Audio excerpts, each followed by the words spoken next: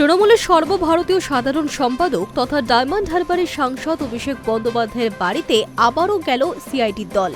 সোমবার বিকেলে রাজ্যের গোয়েন্দা বিভাগের কয়েকজন অভিষেকের কালীঘাটের বাড়িতে পৌঁছন। তবে মূল ফটক বন্ধ থাকায় বাইরের অপেক্ষা করতে হয় তাদের। সূত্রের খবর, সিআইডির দলকে জানানো হয়েছে, অভিষেককে জানানো হয়েছে, তিনি বললে দরজা খোলা হবে। সইকাণ্ডের তদন্তে তৎপর সিআইডি। দিন দুয়েক আগেই তার কালীঘাটের বাড়িতে হাজির হয়েছিল তারা।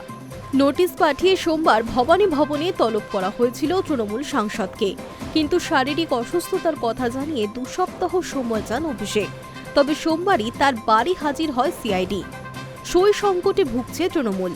বিধানসভায় বিরোধী দলনেতা, উপদলনেতা এবং মুখ্য সচেতক কে হবেন এ নিয়ে পরিষদীয় নিয়মে জটিলতায় পড়তে হয়েছে তাদের।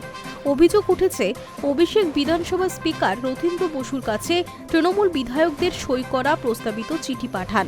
তাতে কয়েকজন বিধায়কের সই জাল করা হয়েছে। সোমবারই মুখ্যমন্ত্রী শুভেন্দু অধিকারী জানিয়েছেন, তৃণমূলের 2 বিধায়ক ঋতব্রত বন্দ্যোপাধ্যায় এবং সন্দীপন সাহার অভিযোগের ভিত্তিতেই বিধানসভার তরফে হেয়া স্ট্রিট থানায় এফআইআর দায়ের করা হয়েছে। এই ঘটনার তদন্তে পুলিশকে সাহায্য করছে সিআইডি।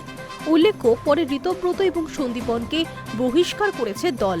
সেই তদন্তের সূত্র ধরে শনিবার অভিষেকের বাড়িতে যায় সিআইডি। প্রথমে বোঝা যায়নি কেন রাজ্যের গোয়েন্দা দল তৃণমূল সাংসদের বাড়ি গিয়েছে। পরে জানা যায়, সইকাণ্ডের তদন্তে নোটিশ ধরাতে গিয়েছিল তারা। সোমবার বেলা 12টায় অভিষেককে ভবানী ভবনে তলব করা হয়। যদিও তৃণমূল সাংসদ সিআইডিকে চিঠি পাঠিয়ে জানান তিনি হাজিরা দিতে পারছেন না। অভিষেকের ঘনিষ্ঠ মহল সূত্রে খবর, শারীরিক অসুস্থতার কারণেই ভবানী ভবনে হাজিরা দিচ্ছেন না তিনি। ওই সূত্রের দাবি, অভিষেকের ডান দিকে চোয়াল, ঘাড় এবং বুকের আশপাশে এখনও ব্যথা রয়েছে। আপাতত বাড়িতেই রয়েছেন তিনি। হাজিরার জন্য সিআইডির কাছে অভিষেক 14 দিন সময় চেয়েছেন। তবে তার মধ্যে সোমবারই অভিষেকের বাড়িতে গেল সিআইডির দল। প্রসঙ্গত, শনিবার ভোট পরবর্তী হিংসায় আক্রান্তদের দেখতে গিয়ে নিজেই আক্রান্ত হয়েছিলেন অভিষেক। ওই দিন রাতেই বাইপাসের ধারের একটি হাসপাতালে নিয়ে যাওয়া হয়েছিল তাকে।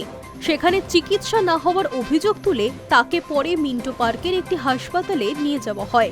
সেখানকার চিকিৎসকেরা জানান, হাসপাতালে ভর্তি করানোর মতো গুরুতর শারীরিক পরিস্থিতি নয়। অভিষেককে বাড়িতেই বিশ্রাম নেওয়ার পরামর্শ দেওয়া হয়েছে। High news network.